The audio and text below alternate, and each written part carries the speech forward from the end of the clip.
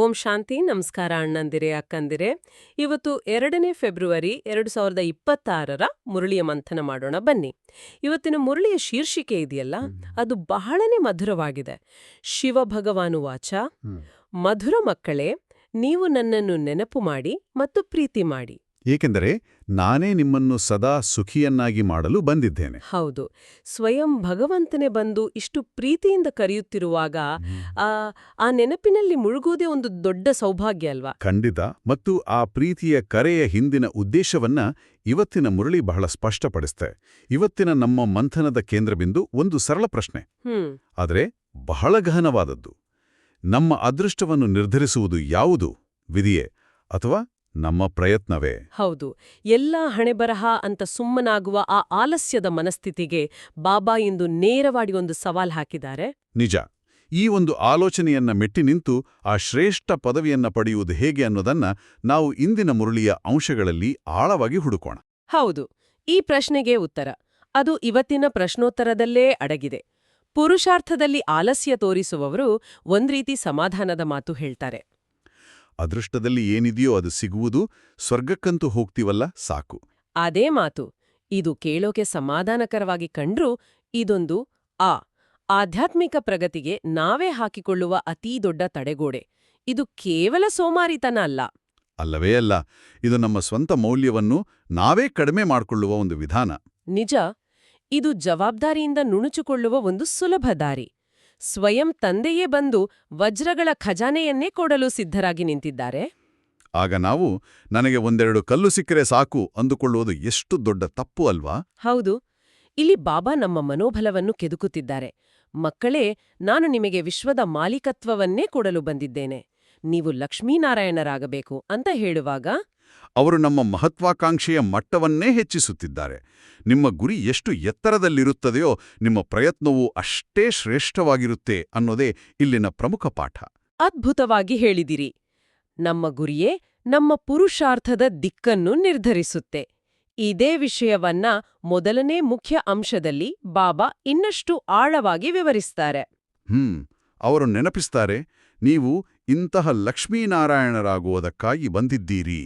ಇಲ್ಲಿ ಗಮನಿಸಬೇಕಾದ ಅಂಶ ಅಂದ್ರೆ, ನಮ್ಮ ಗುರಿ ಕೇವಲ ಸುಖವಾಗಿರೋದಲ್ಲ, ಬದಲಾಗಿ ಸುಖದಾತನ ಸಮಾನ ಆ ಶ್ರೇಷ್ಠ ಪದವಿಯನ್ನು ಪಡೆಯೋದು. ಹೌದು, ರಾಜರಾಣಿಯಾಗುವುದಕ್ಕೂ ಅವರ ರಾಜ್ಯದಲ್ಲಿ ಪ್ರಜೆಯಾಗುವುದಕ್ಕೂ ಆಕಾಶ ಭೂಮಿಯಷ್ಟು ಅಂತರವಿದೆ. ಎರಡೂ ಸ್ವರ್ಗವೇ ನಿಜ. ಆದ್ರೆ ಅಧಿಕಾರ, ಗೌರವ ಮತ್ತು ಪ್ರಾಪ್ತಿಯಲ್ಲಿ ಬಹಳ ವ್ಯತ್ಯಾಸ ಇದೆ. ಹೌದು, ಮತ್ತು ಆ ಪದವಿಯನ್ನು ನಿರ್ಧರಿಸುವ ಸಮಯವೇ ಈ ಸಂಗಮಯುಗ. ಈಗ ನಾವು ಮಾಡುವ ಪ್ರತಿಯೊಂದು ಸಂಕಲ್ಪ, ಪ್ರತಿಯೊಂದು ಕರ್ಮ ಮುಂದಿನ ಕಲ್ಪಕ್ಕೂ ನಮ್ಮ ಭಾಗ್ಯದ ರೇಖೆಯಾಗಿ ಅಚ್ಚಾಗುತ್ತೆ. ಇದು ಒಂದು ರೀತಿಯಲ್ಲಿ ನಮ್ಮ ಭವಿಷ್ಯದ ಬ್ಲೂಪ್ರಿಂಟ್ ಅನ್ನು ನಾವೇ ಬರೆಯುವ ಸಮಯ ಅಲ್ವಾ? ನಿಖರವಾಗಿಯೇ. ಅದಕ್ಕಾಗಿಯೇ ಬಾಬಾ ಪದೇ ಪದೇ ತಮ್ಮ ಸ್ಥಿತಿಯನ್ನು ನೋಡಿಕೊಳ್ತಾ ಇರಿ ಅಂತ ಹೇಳ್ತಾರೆ. ಅಂದ್ರೆ ದಿನದ ಕೊನೆಯಲ್ಲಿ ನಾವು ನಮಗೇ ಒಂದು ರಿಪೋರ್ಟ್ ಕಾರ್ಡ್ ಕೊಡಬೇಕು. ಇಂದು ನನ್ನ ಮನಸ್ಸು ಎಷ್ಟು ಸಮಯ ತಂದೆಯ ನೆನಪಿನಲ್ಲಿತ್ತು, ನನ್ನ ಸ್ಥಿತಿ ಎಷ್ಟು ಸ್ಥಿರವಾಗಿತ್ತು ಅಂತ. ಹೌದು, ನನ್ನ ಗುರಿ ನನ್ನ ಸ್ಮೃತಿಯಲ್ಲಿ ಎಷ್ಟು ಗಟ್ಟಿಯಾಗಿತ್ತು. ಈ ಸ್ವಪರೀಕ್ಷೆಯೇ ನಮ್ಮನ್ನು ಜಾಗೃತವಾಗಿಡುತ್ತೆ. ಹಾಗಾದ್ರೆ ಆ ಶ್ರೇಷ್ಠ ಗುರಿಯನ್ನು ತಲುಪುವ ಮಾರ್ಗ ಯಾವುದು? ಅದಕ್ಕೆ ಬಾಬಾ 4ನೇ ಅಂಶದಲ್ಲಿ ಒಂದು ಕೀಲಿ ಕೈ ಕೊಡ್ತಾರೆ. ಅದೇ ಮನ್ಮನಾಭವ. ನಿನ್ನ ಮನಸ್ಸನ್ನು ನನ್ನಲ್ಲಿಡು. ಇದೊಂದು ಆಧ್ಯಾತ್ಮಿಕ GPS ಇದ್ದ ಹಾಗೆ. ಹೌದು, ನಾವು ಜಗತ್ತಿನ ಜಂಜಾಟದಲ್ಲಿ, ವ್ಯರ್ಥ ಸಂಕಲ್ಪಗಳಲ್ಲಿ ದಾರಿ ತಪ್ಪಿದಾಗ ಈ ಮಂತ್ರ ನಮ್ಮ ಮನಸ್ಸನ್ನು ಸರಿಯಾದ ದಿಕ್ಕಿಗೆ, ಅಂದ್ರೆ ಪರಮಾತ್ಮನ ಕಡೆಗೆ ಮರು ನಿರ್ದೇಶಿಸುತ್ತೆ. ಖಂಡಿತ. ಕೇವಲ ನೆನಪು ಮಾಡುವುದರಿಂದ ವಿಶ್ವದ ಮಾಲೀಕತ್ವ ಸಿಗುತ್ತೆ ಅನ್ನೋದು ಅತಿಶಯೋಕ್ತಿ ಅನಿಸಬಹುದು. ಆದರೆ ಅದರ ಹಿಂದಿನ ತರ್ಕ ಬಹಳ ಸರಳ. ಏನದು? ನಿಮ್ಮ ಮನಸ್ಸು ಎಲ್ಲಿದೆಯೋ ನಿಮ್ಮ ಶಕ್ತಿ ಅಲ್ಲೇ ಇರುತ್ತೆ. ಸರಿ, ಆದ್ರೆ ಆ ನೆನಪಿನ ಯಾತ್ರೆಗೆ ಒಂದು ಅಡಿಪಾಯ ಬೇಕಲ್ವಾ? ಖಂಡಿತ ಬೇಕು. ಅದುವೇ ಪವಿತ್ರತೆ. ಪವಿತ್ರತೆ ಇಲ್ಲದಿದ್ರೆ ಮನಸ್ಸು ಚಂಚಲವಾಗುತ್ತೆ, ಬುದ್ಧಿ ಅಲೆದಾಡುತ್ತೆ, ಅದು ತಂದೆಯ ಕಡೆಗೆ ಶುದ್ಧವಾಗಿ ಆಕರ್ಷಿತವಾಗುವುದಿಲ್ಲ. ಅದಕ್ಕಾಗಿಯೇ ಬಾಬಾ ಹೇಳೋದು, ಮನೆಯಲ್ಲೇ ಇರಿ, ನಿಮ್ಮ ಜವಾಬ್ದಾರಿಗಳನ್ನು ನಿಭಾಯಿಸಿ, ಆದರೆ ಪವಿತ್ರತೆಯ ಪ್ರತಿಜ್ಞೆ ಮಾಡಿ ನನ್ನನ್ನು ನೆನಪು ಮಾಡಿ ಅಂತ. ಹೌದು, ಆಗ ನಿಮ್ಮ ಮನೆಯೇ ಆಶ್ರಮವಾಗುತ್ತೆ, ನಿಮ್ಮ ಕರ್ಮವೇ ಯೋಗವಾಗುತ್ತೆ. ಈ ಮೂಲಕ ಸತೋಪ್ರಧಾನರಾಗುವ, ಅಂದ್ರೆ ನಮ್ಮ ಆತ್ಮರ ಮೂಲ ಶುದ್ಧ, ಶಕ್ತಿಶಾಲಿ ಸ್ಥಿತಿಗೆ ಮರಳುವ ದಾರಿ ಸುಲಭವಾಗುತ್ತೆ. ಆದರೆ ಈ ಶ್ರೇಷ್ಠ ಗುರಿಯನ್ನು ಇಟ್ಕೊಂಡಾಗ ನಮ್ಮ ದೈನಂದಿನ ಜೀವನದ ಅಡೆತಡೆಗಳು ಎದುರಾಗುತ್ತವೆ ಅಲ್ವಾ? ಮಳೆ, ಅನಾರೋಗ್ಯ, ಕರ್ಫ್ಯೂ. ಹೌದು, ಅಥವಾ ಬೇರೆ ಯಾವುದೇ ಕಾರಣಕ್ಕೆ ಜ್ಞಾನ ಕೇಂದ್ರಕ್ಕೆ ಹೋಗೋಕಾಗದಿರ್ಬೋದು. ಆಗೇನ್ ಮಾಡಬೇಕು ಅನ್ನೋದಕ್ಕೆ ಬಾಬಾ 2ನೇ ಅಂಶದಲ್ಲಿ ಒಂದು ಬಹಳ ಪ್ರಾಯೋಗಿಕ ಪರಿಹಾರ ಕೊಡ್ತಾರೆ. ಇದು ಬಹಳ ಮುಖ್ಯವಾದ ಸಮಾಧಾನ. ಹೌದು. ನೀವು ಎಲ್ಲಿಯೇ ಇರಿ, ಮನೆಯಲ್ಲೇ ಇರಿ, ನಿಮ್ಮ ಮನಸ್ಸು ಮತ್ತು ಬುದ್ಧಿಯನ್ನ ನನ್ನ ಕಡೆ ತಿರುಗಿಸಿ. ನಿಖರವಾಗಿ, ನೆನಪಿನ ಯಾತ್ರೆಗೆ ಯಾವುದೇ ಭೌತಿಕ ಅಡೆತಡೆಗಳಿಲ್ಲ. ನಡೆಯುತ್ತಾ, ತಿರುಗಾಡುತ್ತಾ, ಅಡಿಗೆ ಮಾಡ್ತಾ ಕೂಡ ನೀವು ನನ್ನನ್ನು ನೆನಪು ಮಾಡಬಹುದು. ಇದು ಜ್ಞಾನಮಾರ್ಗದ ಸೌಂದರ್ಯ. ನಿಮ್ಮ ಆತ್ಮಕ್ಕೆ ಮತ್ತು ಪರಮಾತ್ಮನಿಗೆ ನಡುವೆ ಯಾವುದೇ ಮಧ್ಯವರ್ತಿಗಳಿಲ್ಲ, ಯಾವುದೇ ಸ್ಥಳದ ಬಂಧನವಿಲ್ಲ. ಇದೇ ವಿಷಯಕ್ಕೆ ಸಂಬಂಧಪಟ್ಟ ಹಾಗೆ 3ನೇ ಅಂಶದಲ್ಲಿ ಮಕ್ಕಳು ತಮ್ಮ ಇನ್ನೊಂದು ಸಾಮಾನ್ಯ ದೂರನ್ನು ಹೇಳ್ತಾರೆ. ಬಾಬಾ, ನಾವು ಕೆಲ್ಸ ಮಾಡೋವಾಗ ನೆನಪು ಮಾಡೋದನ್ನ ಮರ್ತೋಗ್ತೀವಿ, ಅಥವಾ ನೆನಪು ಮಾಡಕ್ಕೆ ಸಮಯವೇ ಸಿಗಲ್ಲ. ಇದು ಬಹುತೇಕ ಎಲ್ಲರ ಅನುಭವ. ಹೌದು. ಇದಕ್ಕೆ ಬಾಬಾ ನೀಡುವ ಸಮಾಧಾನವೇನು? ಬಾಬಾ ಇಲ್ಲಿ ಬಹಳ ವಾತ್ಸಲ್ಯದಿಂದ ಹೇಳ್ತಾರೆ, ಒಳ್ಳೆಯದು, ಹಾಗಿದ್ರೆ ಸಮಯವನ್ನು ತೆಗೆದು ನೆನಪಿನಲ್ಲಿ ಕುಳಿತುಕೊಳ್ಳಿ. ಅಂದ್ರೆ ನೆನಪಿಗಾಗಿ ಪ್ರತ್ಯೇಕ ಸಮಯವನ್ನು ಮೀಸಲಿಡೋದು ಅತ್ಯಗತ್ಯ. ಹೌದು. ಇದನ್ನ ಮೊಬೈಲ್ ಬ್ಯಾಟರಿಗೆ ಹೋಲಿಸಬಹುದು. ದಿನವಿಡೀ ಬಳಸಿದಾಗ ಬ್ಯಾಟರಿ ಡ್ರೇನ್ ಆಗಿ ತಮೋಪ್ರಧಾನ ಆಗುತ್ತೆ. ತಂದೆ ನೆನಪು ಮಾಡೋದಂದ್ರೆ ಅದನ್ನು ಮೂಲ ಚಾರ್ಜರ್ಗೆ ಸಂಪರ್ಕಿಸಿ 100% ಚಾರ್ಜ್ ಮಾಡಿದ ಹಾಗೆ. ಕರೆಕ್ಟ್. ಅಮೃತ ವೇಳೆಯ ಜೊತೆಗೆ ದಿನದ ಮಧ್ಯದಲ್ಲಿ ಕೆಲವು ನಿಮಿಷಗಳ ಕಾಲ ಎಲ್ಲದರಿಂದ ದೂರ ಸರಿದು ಬಾಬಾ ಅವರ ನೆನಪಿನಲ್ಲಿ ಮುಳುಗುವುದು ನಮ್ಮನ್ನು ದಿನವಿಡೀ ಚಾರ್ಜ್ ಆಗಿಡುತ್ತೆ. ಅದರ ಜೊತೆಗೆ ಸಂಘಟನೆಯ ಮಹತ್ವವನ್ನು ಕೂಡ ಬಾಬಾ ತಿಳಿಸಿದ್ದಾರೆ ಅಲ್ವಾ? ಹೌದು. ಒಬ್ರೇ ಕುಳಿತು ನೆನಪು ಮಾಡುವಾಗ ಮನಸ್ಸು ಅಲೆದಾಡಬಹುದು. ಆದ್ರೆ ಎಲ್ಲರೂ ಒಟ್ಟಾಗಿ ಒಂದೇ ಸಂಕಲ್ಪದಲ್ಲಿ, ಒಂದೇ ಸ್ಮೃತಿಯಲ್ಲಿ ಕುಳಿತಾಗ ವಾತಾವರಣವೇ ಶಕ್ತಿಶಾಲಿಯಾಗುತ್ತೆ. ಅದು ಒಂದು ದೊಡ್ಡ ಕ್ಯಾಂಪ್ ಫೈರ್ ಇದ್ದ ಹಾಗೆ. ಒಂದು ಸಣ್ಣ ಮೇಣದ ಬತ್ತಿ ಗಾಳಿಗೆ ಆರಿ ಹೋಗಬಹುದು. ಹೌದು. ಆದರೆ ದೊಡ್ಡ ಬೆಂಕಿಯನ್ನು ಆರಿಸುವುದು ಕಷ್ಟ.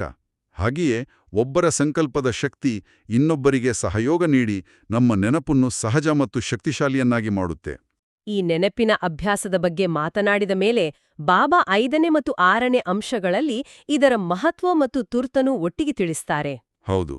ಮನ್ಮನಾಭವ ಅನ್ನೋದು ಕೇವಲ ಒಂದು ಅಭ್ಯಾಸವಲ್ಲ, ಅದು ವಿನಾಶದ ಸಮಯಕ್ಕೆ ಮುನ್ನ ನಾವು ಮಾಡಿಕೊಳ್ಳಬೇಕಾದ ಪ್ರಮುಖ ತಯಾರಿ. ನಿಜ. 5ನೇ ಅಂಶದಲ್ಲಿ ಬಾಬಾ ನೀಡುವ ಎಚ್ಚರಿಕೆ ನಮ್ಮನ್ನು ಜಾಗೃತಗೊಳಿಸುವಂಥದ್ದು. ಜಗತ್ತಿನಲ್ಲಿ ನಡೀತಿರೋ ಘಟನೆಗಳನ್ನ, ತಯಾರಾಗ್ತಿರೋ ಬಾಂಬುಗಳನ್ನ ನೋಡ್ದೆ ವಿನಾಶದ ಸಮಯ ದೂರವಿಲ್ಲ ಅನ್ನೋದು ಸ್ಪಷ್ಟವಾಗುತ್ತೆ. ಆ ಅಂತಿಮ ಸಮಯದಲ್ಲಿ ಅಯ್ಯೋ, ತಂದೆ ಬಂದಿದ್ರು, ಜ್ಞಾನ ಸಿಕ್ಕಿತ್ತು, ಆದ್ರೆ ನಾನು ಆಲಸ್ಯ ಮಾಡಿದೆ ಅಂತ ಪಶ್ಚಾತ್ತಾಪ ಪಡುವ ಸ್ಥಿತಿ ಬರಬಾರ್ದು. ಅದಕ್ಕೊಮ್ಮೆ ಬಾಬಾ ಒಂದು ಹೋಲಿಕೆ ಮಾಡ್ತಾರೆ, ಲೌಕಿಕ ಮತ್ತು ಅಲೌಕಿಕ ಪರೀಕ್ಷೆಯ ನಡುವೆ. ಅದು ನನಗೆ ಬಹಳ ಪರಿಣಾಮಕಾರಿಯಾಗಿ ಕಾಣಿಸುತ್ತೆ. ಹೌದು, ನಾವೊಂದು ಡಿಗ್ರಿ ಪರೀಕ್ಷೆಯಲ್ಲಿ ಫೇಲಾದ್ರೆ ಎಷ್ಟು ಕೊರಗುತ್ತೇವೆ. ಆದ್ರೆ ಇಲ್ಲಿ ಬಾಬಾ ಹೇಳ್ತಿರೋದು 21 ಜನ್ಮಗಳ ಭಾಗ್ಯದ ಪರೀಕ್ಷೆ. ಈ ದೃಷ್ಟಿಕೋನದಲ್ಲಿ ನೋಡಿದಾಗ ನಮ್ಮ ಸಣ್ಣಪುಟ್ಟ ಲೌಕಿಕ ಚಿಂತೆಗಳು ಎಷ್ಟು ನಗಣ್ಯ ಎನಿಸುತ್ತಲ್ವಾ? ಖಂಡಿತ. ಆ ಅಂತಿಮ ಪರೀಕ್ಷೆಯ ಸಮಯದಲ್ಲಿ ಎಲ್ಲವೂ ಸಾಕ್ಷಾತ್ಕಾರವಾಗುತ್ತೆ, ಆದ್ರೆ ಆಗ ಸಮಯವೇ ಇರೋದಿಲ್ಲ. ಹಾಗಾಗಿ ಈಗಲೇ ಎಚ್ಚೆತ್ತುಕೊಳ್ಬೇಕು. ಮತ್ತು ನಾವು ಎಚ್ಚೆತ್ತುಕೊಳ್ಳೋದರ ಜೊತೆಗೆ 6ನೇ ಅಂಶದಲ್ಲಿ ತಿಳಿಸಿದಂತೆ ಇತರರನ್ನು ಎಚ್ಚರಗೊಳಿಸುವ ಸೇವೆ ಮಾಡಬೇಕು. ಯಾರೇ ಸಿಕ್ಕರೂ ಅವರಿಗೆ ಈ 2 ಮಾತುಗಳ ಸಂದೇಶವನ್ನು ತಿಳಿಸಬೇಕು. 1, ಮೃತ್ಯು ಸಮ್ಮುಖದಲ್ಲಿ ನಿಂತಿದೆ. ಇದು ಭಯಪಡಿಸುವ ಮಾತಲ್ಲ, ಇದು ಸತ್ಯದ ಅರಿವು ಮೂಡಿಸುವ ಮಾತು. ಮತ್ತು 2ನೇಯದು, ನೀವೆಲ್ಲರೂ ತಮೋಪ್ರಧಾನ ಪತಿತರಾಗಿದ್ದೀರಿ. ಈಗ ಪಾವನರಾಗಲು ತಂದೆಯನ್ನು ನೆನಪು ಮಾಡಿ. ಈ ಸಂದೇಶವನ್ನು ನೀಡುವುದು ಯಾಕಿಷ್ಟು ಮುಖ್ಯ? ಯಾಕಂದ್ರೆ ಆತ್ಮವು ಪತಿತವಾಗಿರುವುದರಿಂದಲೇ ಜಗತ್ತಿನಲ್ಲಿ ದುಃಖ ಮತ್ತು ಅಶಾಂತಿ ಇದೆ. ಸತ್ಯಯುಗದಲ್ಲಿ ಆತ್ಮವು ಪಾವನವಾಗಿರುತ್ತೆ. ಅದಕ್ಕೆ ಅಲ್ಲಿ ಸುಖ ಶಾಂತಿ ಇರುತ್ತೆ. ಆ ಪಾವನ ಸ್ಥಿತಿಯನ್ನು ಮರಳಿ ಪಡೆಯಲು ಇರುವ ಒಂದೇ ಒಂದು ದಿವ್ಯೌಷಧಿ ಅಂದ್ರೆ ಪರಮಪಿತಾ ಪರಮಾತ್ಮನ ನೆನಪು. ಹೌದು. ನೆನಪಿನ ಯೋಗಾಗ್ನಿಯಿಂದಲೇ ಜನ್ಮ ಜನ್ಮಾಂತರದ ವಿಕರ್ಮಗಳು ಭಸ್ಮವಾಗುತ್ತವೆ. ಬೇರೆ ಯಾವುದೇ ಉಪಾಯವಿಲ್ಲ. ಈ ಸತ್ಯವನ್ನು ನಾವು ಎಷ್ಟು ಜನರಿಗೆ ತಲುಪಿಸ್ತೀವೋ ಅಷ್ಟು ಆತ್ಮಗಳ ಕಲ್ಯಾಣ ಮಾಡಿದ ಪುಣ್ಯದ ಭಾಗ್ಯ ನಮಗೆ ಸಿಗುತ್ತೆ. ಇದು ವಿಶ್ವ ಕಲ್ಯಾಣದ ಮಹಾನ್ ಸೇವೆ. ಬಹಳ ಸುಂದರವಾದ ಮಂಥನವಾಯಿತು. ಈಗ ಧಾರಣೆಗಾಗಿ ಮುಖ್ಯ ಸಾರದ ಕಡೆಗೆ ಗಮನ ಹರಿಸೋಣ. ಇಂದಿನ ಮುರಳಿಯಿಂದ ನಾವು ಜೀವನದಲ್ಲಿ ಅಳವಡಿಸಿಕೊಳ್ಳಬೇಕಾದ ಮೊದಲನೇ ಅಂಶ, ಖುಷಿಯಲ್ಲಿರಲು ನೆನಪಿನ ಪರಿಶ್ರಮ ಪಡಬೇಕಾಗಿದೆ. ನೆನಪಿನ ಬಲವು ಆತ್ಮವನ್ನು ಸತೋಪ್ರಧಾನ ಮಾಡುವಂಥದ್ದಾಗಿದೆ. ಪ್ರೀತಿಯಿಂದ ಒಬ್ಬ ತಂದೆಯನ್ನು ನೆನಪು ಮಾಡಬೇಕಾಗಿದೆ. ಇದರ ಅರ್ಥ ಸ್ಪಷ್ಟವಾಗಿದೆ ಅಲ್ವಾ? ನೆನಪು ಅನ್ನೋದೊಂದು ಕಠಿಣವಾದ ಕರ್ತವ್ಯವಲ್ಲ, ಅದು ಖುಷಿಯ ಮೂಲ. ನಾವು ಎಷ್ಟು ಪ್ರೀತಿಯಿಂದ ಅಧಿಕಾರದಿಂದ ತಂದೆಯನ್ನು ನೆನಪು ಮಾಡ್ತೀವೋ ಅಷ್ಟು ನಮ್ಮ ಆತ್ಮವು ತನ್ನ ಮೂಲ ಗುಣಗಳಾದ ಶಾಂತಿ, ಪ್ರೀತಿ ಮತ್ತು ಶಕ್ತಿಯಿಂದ ತುಂಬಿಕೊಳ್ಳುತ್ತೆ. ಹೌದು. ಧಾರಣೆಯ ಎರಡನೆಯ ಅಂಶ, ಶ್ರೇಷ್ಠ ಪದವಿಯನ್ನು ಕಡೆಯಲು ವಿದ್ಯೆಯ ಮೇಲೆ ಸಂಪೂರ್ಣ ಗಮನ ಕೊಡಬೇಕಾಗಿದೆ. ಅದೃಷ್ಟದಲ್ಲಿ ಏನಿರುವುದೋ ಅದಾಗುವುದು ಎಂದೆಲ್ಲ ಈ ಆಲಸ್ಯವನ್ನು ತ್ಯಜಿಸಿ ಪೂರ್ಣ ಆಸ್ತಿಗೆ ಅಧಿಕಾರಿಗಳಾಗಬೇಕಾಗಿದೆ. ಈ ಅಂಶವು ಇವತ್ತಿನ ನಮ್ಮ ಮಂಥನದ ಸಾರಾಂಶವೇ ಆಗಿದೆ. ನಿಜ. ಅದೃಷ್ಟದ ಮೇಲೆ ಅವಲಂಬಿತರಾಗದೆ ಸ್ವಪ್ರಯತ್ನದಿಂದ ಜ್ಞಾನದ ಅಧ್ಯಯನದ ಮೂಲಕ ನಾವು ಶ್ರೇಷ್ಠತೆಯನ್ನ ಸಾಧಿಸಬೇಕು. ಆಲಸ್ಯವನ್ನು ತ್ಯಜಿಸಿ ತಂದೆಯಿಂದ ಪೂರ್ಣ ಆಸ್ತಿಯನ್ನ ಪಡೆಯುವ ಅಧಿಕಾರವನ್ನ ನಾವು ಈ ಸಂಗಮಯುಗದಲ್ಲೇ ಸ್ಥಾಪಿಸಬೇಕು. ಈಗ ಇವತ್ತಿನ ವರದಾನದ ಕಡೆಗೆ ಹೋಗೋಣ. ಬಾಬಾ ನಮಗೆ ಈ ವರದಾನ ನೀಡಿದ್ದಾರೆ: ಅಲ್ಪಕಾಲದ ಲೌಕಿಕ ಜವಾಬ್ದಾರಿಗಳನ್ನು ಬೇಹದ್ದಿನಲ್ಲಿ ಪರಿವರ್ತನೆ ಮಾಡುವಂತಹ ಸ್ಮೃತಿ ಸ್ವರೂಪ ನಷ್ಟಮೋಹಭವ. ಇದು ಅತ್ಯಂತ ಆಳವಾದ ಮತ್ತು ಪ್ರಾಯೋಗಿಕ ವರದಾನ. ನಷ್ಟಮೋಹ ಅಂದ್ರೆ ಮೋಹದಿಂದ ಮುಕ್ತರಾಗುವುದು. ಇದು ಕೇಳುವುದಕ್ಕೆ ಚೆನ್ನಾಗಿದೆ, ಆದ್ರೆ ಆಚರಣೆಯಲ್ಲೇ ಬಹಳ ಕಷ್ಟ. ಇವು ಬಾಬಾರವರ ಮಕ್ಕಳು ಅಂದುಕೊಂಡರೂ ನಮ್ಮ ಮಕ್ಕಳ ಬಗ್ಗೆ ಇರುವ ಸಹಜವಾದ ಮಮಕಾರವನ್ನು ಮೀರಿ ನಿಲ್ಲುವುದು ಹೇಗೆ? ಹೌದು, ಈ ಪ್ರಶ್ನೆ ಎಲ್ಲರ ಮನಸ್ಸಿನಲ್ಲೂ ಬರುತ್ತೆ. ಇದು ಕೇವಲ ಬುದ್ಧಿಯ ಆಟವೇ ಅಥವಾ ಅನುಭವದಲ್ಲಿ ತರಲು ಸಾಧ್ಯವೇ? ಇದಕ್ಕೆ ಬಾಬಾ ಒಂದು ಸುಲಭವಾದ ಯುಕ್ತಿಯನ್ನ ತಿಳಿಸಿದ್ದಾರೆ. ನಮ್ಮ ಸ್ಮೃತಿಯನ್ನ, ನಮ್ಮ ಗುರುತನ್ನ ಪರಿವರ್ತನೆ ಮಾಡಿಕೊಳ್ಳೋದು. ಅಂದ್ರೆ ಹೇಗೆ? ಸಾಮಾನ್ಯವಾಗಿ ನಾನು ಗೃಹಸ್ಥಿ, ಇದು ನನ್ನ ಮನೆ, ಇವರು ನನ್ನ ಮಕ್ಕಳು, ಇದು ನನ್ನ ಜವಾಬ್ದಾರಿ ಅನ್ನೋ ಸ್ಮೃತಿ ಇರುತ್ತೆ. ಈ ನನ್ನದು ಎಂಬ ಭಾವನೆಯೇ ಮೋಹವನ್ನು ಹುಟ್ಟಿಸುತ್ತೆ. ಸರಿ. ಬಾಬಾ ಹೇಳ್ತಾರೆ, ಈ ಅಲ್ಪಕಾಲದ ಸೀಮಿತ ದೃಷ್ಟಿಕೋನವನ್ನ ಬೇಹದ್ದಿನ ಅಂದ್ರೆ ಅಸೀಮಿತ ದೃಷ್ಟಿಕೋನಕ್ಕೆ ಪರಿವರ್ತನೆ ಮಾಡಿ. ನಾನು ಈ ಶರೀರವಲ್ಲ, ನಾನು ಆತ್ಮ, ಈ ಮನೆ ನನ್ನದಲ್ಲ, ಇದು ಬಾಬಾರವರ ಸೇವೆಗಾಗಿ ಸಿಕ್ಕಿರುವ ಟ್ರಸ್ಟ್. ಈ ಮಕ್ಕಳು ನನ್ನವರಲ್ಲ, ಇವರು ಬಾಬಾರವರ ಮಕ್ಕಳು. ಇವರನ್ನು ಪಾಲನೆ ಮಾಡುವ ಜವಾಬ್ದಾರಿಯನ್ನ ಟ್ರಸ್ಟಿಯಾಗಿ ಬಾಬಾ ನನಗೆ ಕೊಟ್ಟಿದ್ದಾರೆ. ಹೀಗೆ ನಮ್ಮ ಸ್ಮೃತಿಯಂದು ಬದಲಾಯಿಸಿಕೊಳ್ಳಬೇಕು. ನಿಖರವಾಗಿ. ಅಂದ್ರೆ ನಮ್ಮ ಪಾತ್ರವನ್ನ ಮಾಲೀಕನಿಂದ ಟ್ರಸ್ಟಿಗೆ ಬದಲಾಯಿಸಿಕೊಳ್ಳೋದು. ಆಗ ನಮ್ಮ ದೃಷ್ಟಿಕೋನ ನಾನು ವಿಶ್ವ ಕಲ್ಯಾಣಕಾರಿ, ತಂದೆಯ ಸೇವೆಯ ಜವಾಬ್ದಾರಿಯುಳ್ಳವನು ಎಂದಾಗುತ್ತೆ. ಈ ಬೇಹದ್ದಿನ ಜವಾಬ್ದಾರಿಯನ್ನ ನಾವು ನಿಭಾಯಿಸಲು ಶುರು ಮಾಡಿದ್ರೆ ನಮ್ಮ ಲೌಕಿಕ ಜವಾಬ್ದಾರಿಗಳು ತಾವಾಗಿಯೇ ಬಹಳ ಸುಲಭವಾಗಿ ಪೂರ್ಣಗೊಳ್ಳುತ್ತವೆ. ಹೌದು, ಯಾಕೆಂದ್ರೆ ಆಗ ನಾವು ಮೋಹದಿಂದ ಭಾವನಾತ್ಮಕವಾಗಿ ನಿರ್ಧಾರಗಳನ್ನು ತೆಗೆದುಕೊಳ್ಳೋದಿಲ್ಲ, ಬದಲಾಗಿ ಈಶ್ವರಿ ಸ್ಮೃತಿಯಲ್ಲಿ ಜ್ಞಾನಯುಕ್ತವಾಗಿ ನಿರ್ಧಾರಗಳನ್ನು ತೆಗೆದುಕೊಳ್ತೇವೆ. ಆದರೆ ನಾವು ಬೇಹದ್ದಿನ ಸೇವೆಯನ್ನ ಮರೆತು ಕೇವಲ ನನ್ನದು ಅಂತ ಮೋಹದಲ್ಲಿ ಮುಳುಗಿದ್ರೆ ಆ ಜವಾಬ್ದಾರಿಗಳು ಇನ್ನಷ್ಟು ಹಾಳಾಗ್ತವೆ.